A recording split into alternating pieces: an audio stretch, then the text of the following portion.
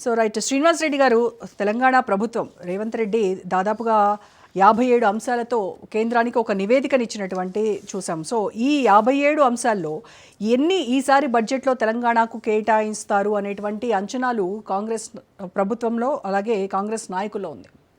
Good morning అండి రోజా గారికి, అదేవిధంగా అక్కడ ఉన్నటువంటి దత్తాత్రేయ గారికి మరియు అందరికి కూడా, అదేవిధంగా ప్రత్యేక బడ్జెట్ చూసినటువంటి రాజ్ న్యూస్ ప్రజానీకానికి. ఇప్పుడు గతంలో రోజా గారు, రేవంత్ రెడ్డి గారు చాలా క్లియర్ గా మన ముఖ్యమంత్రి గారు 57 అంశాలకు సంబంధించినటువంటి ఒక ఏదైతే మనం కేంద్రం నుంచి ఆశిస్తున్నాం దానికి సంబంధించినటువంటి పంపించడం జరిగింది.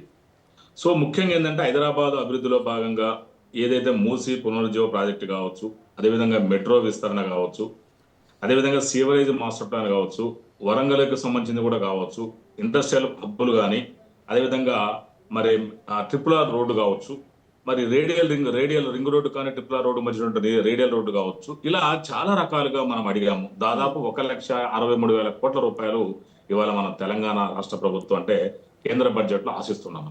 మనం దానికి సంబంధించినటువంటి కూడా చాలా పూర్తిగా గతంలోనే రేవంత్ రెడ్డి గారు కావచ్చు, అదేవిధంగా మన పట్టి గారు కూడా వాళ్ళకి సబ్మిట్ చేయడం జరిగింది.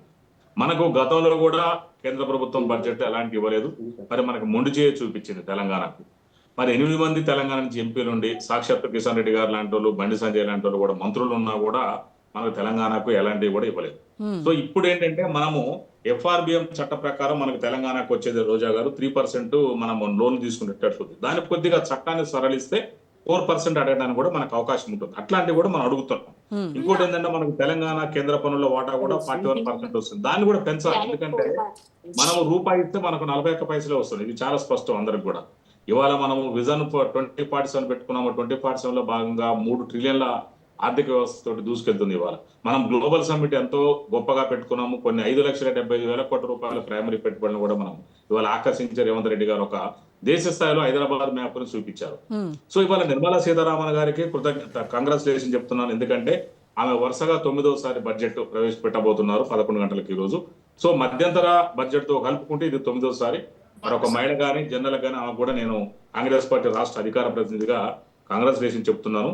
ఇంకోటి ఏంటంటే మరి నిర్మలా సీతారామన్ గారు కూడా మన తెలుగింటి కోడలు కాబట్టి ఒక్కసారి మన తెలంగాణని మన అవసరాల మేరకు ఏదైతే 1,63,000 కోట్ల రూపాయల కేంద్ర బడ్జెట్ లో మనం ఆశిస్తున్నాం అవి కూడా మనకి ఇవ్వాలని కూడా నేను చాలా మనస్ఫూర్తిగా కోరుకుంటాను. ఎందుకంటే ఇంతకుముందు జరగలేదు. మనకు ఇవాళ మనకెంత అంటే తెలంగాణ పాలిత రాష్ట్రాలు కావచ్చు, అంటే కేంద్ర బీజేపీ పాలిత రాష్ట్రాలు ఏదైతే ఉన్నాయో వాళ్ళకేమి ఎక్కువ బడ్జెట్ కేటాయించడము, అదేవిధంగా అదర్ దాన్ బీజేపీ అంటే కాంగ్రెస్ పాలిత రాష్ట్రాలు ముఖ్యంగా తెలంగాణ లాంటి రాష్ట్రాలకి బడ్జెట్ కేటాయించకపోవడం మనం చాలా స్పష్టంగా చూపిస్తున్నాం. ఇవాళ మనం ఇంత తెలంగాణ రాష్ట్రం ఇంత ముందున్నా కూడా మనకి ఇచ్చి ఇన్కమింగ్ అనే కాడికి వచ్చే వారికి చాలా తక్కువ ఇస్తున్నారు. ఇది మన ప్రతి డిబేట్ లో కూడా దీని గురించి చాలా స్పష్టంగా డిస్కస్ చేసుకున్నాం. సో ఈసారి కొద్దిగా మన తెలంగాణ మీద సీతకన్ను వేయకుండా ఒక సీతమ్మ గారు ఏదైతే ఉన్నారో మీరు చెప్పినట్టుగా సీతమ్మ గారు సీతకన్ను వేయకుండా ఈసారి ఖచ్చితంగా తెలంగాణకు 1,62,000 కోట్ల రూపాయల బడ్జెట్ కేటాయించాలని నేను మనస్ఫూర్తిగా కోరుకుంటున్నా. ఎందుకంటే ఇది మ్యూట్ లో పెట్టండి కొంచెం. ఏముందంటే ఎప్పుడు కూడా మనకి కేటాయింపుల కాడికి వరకు ముందు చేయ జరుగుతుంది. చూస్తున్నారు రామ్మోహన్ రావు గారికి కూడా తెలుసు ఇవన్నీ కూడా. ఎందుకంటే ఇప్పుడు ఇవన్నీ కూడా ఈసారైనా ఖచ్చితంగా, ఎందుకంటే భారతదేశంలో ముందు పోయే రాష్ట్రాల్లో ఇవాళ తెలంగాణ చాలా స్పష్టంగా ముందంజలో పోతుంది. ఇవాళ 2 సంవత్సరాల సంది కూడా ఎంత స్పీడ్గా వెళ్ళిపోతుందో బడ్జెట్ లో కానీ మరి డెవలప్మెంట్ లో కానీ ఒక విజన్ తోటి ఇవాళ ప్రపంచంలో ఎక్కడ లేని విధంగా ఒక విజన్ డాక్యుమెంట్ 2047 తోటి దూసుకొని పోతుంది. దీన్ని ఖచ్చితంగా కేంద్ర బడ్జెట్ మనకు అవకాశంగా ఖచ్చితంగా దీని అవకాశం ఇవ్వాలని కూడా నేను కోరుకుంటున్నాను మేడం. ఎందుకంటే మనం బడ్జెట్ పెట్టడము, మనం చూడటము, డిసప్పాయింట్ కావడం ప్రసాద్ జరుగుతుంది. ఇంకొకటి నేను ఏమంటున్నానంటే ఇక్కడ ఒక పాయింట్, నేను కాంగ్రెస్ పార్టీ రాష్ట్ర అధికార ప్రతినిధి కాకుండా కూడా ఇవాళ ఉద్యోగస్తుల మీద ట్యాక్స్ లేకుండా ఉంటే బాగుంటుందో అని నా అభిప్రాయం మేడం, వాస్తవానికి కూడా రోజా గారు. ఎందుకంటే నాకు చాలా మంది ఎంప్లాయీస్ చెప్తున్నారు ఒక చేతోటి ఇచ్చి ఇంకో చేతోటి తీసుకోవడం అనేది కూడా వాళ్ళకి పాపం జరుగుతుంది. ట్యాక్స్ తీసేయాలి మేడం. IAS అటెండర్ నుంచి IAS వరకు ఏ ప్రభుత్వ ఆఫీసర్లో వాళ్ళకి, ఎందుకంటే మనం వాళ్ళ సర్వీస్ చేస్తున్నారని మనమే అంటున్నాం. సర్వీస్ చేస్తున్న వాళ్ళకి మనం డబ్బులు ఇస్తున్నామని మనమే చెప్తున్నాము. వాళ్ళకి ఇచ్చే శాలరీ కంటే ట్యాక్స్ ఎక్కువ కడుతున్నారు. సో ఇట్లాంటి వాళ్ళ ట్యాక్స్ తీసేయాలని కూడా నేను ఎందుకంటే చాలా మనస్ఫూర్తిగా కోరుతున్నాను. ఎందుకంటే చాలా చోట్ల పాపం వాళ్ళకి వచ్చే శాలరీ కాను వాళ్ళకి కట్టేదానికి అసలు పోలికలు కూడా ఉండట్లేదు. అంటే అది ఖచ్చితంగా మనకు అవకాశం వాళ్ళకి రావాలని కూడా నేను మనస్ఫూర్తిగా కోరుతున్నా.